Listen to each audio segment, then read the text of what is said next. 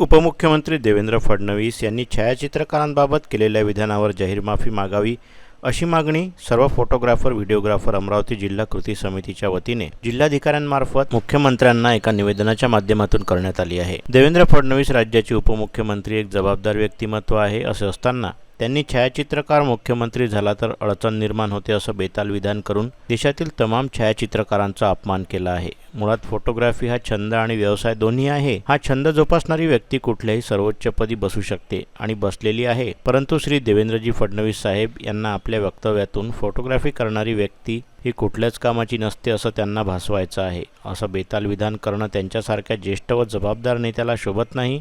Photography ही कला आहे आणि व्यवसाय सुद्धा, आणि कलाकार त्याच्या योग्यतेनुसार जर उच्च पदावर कार्यरत झाला तर आपणास त्याचा राग येऊ नये। मुळातच आजपर्यंत आपल्या राज्यात फोटोग्राफी व्यवसाय करणारी व्यक्ती राज्याच्या सर्वोच्च पदावर बसलेली नाही, तरी पण फडणवीसांनी असं विधान करणं सुसंस्कृत नेत्याला शोभत नाही असं निवेदनाच्या माध्यमातून फोटोग्राफी व्हिडिओग्राफी अमरावती जिल्हा कृती समितीने मत व्यक्त केलं आहे। तसेच फडणवीसांनी जे विधान केलं त्याबाबत खुलासा करावा व महाराष्ट्रातील तमाम फोटोग्राफर्स बंधूंची जाहीर माफी मागावी अशी मागणी याद्वारे करण्यात आली आहे। आमचं पाऊल एवढंच आहे, कसं आधीच फोटोग्राफरला कोणत्या योजना नाहीये, कोणत्याच गोष्टीचा फोटोग्राफरला राज्य सरकारकडून फायदा नाहीये, पण कमीत कमी आमचा अपमान तरी करू नका एवढीच इच्छा आहे।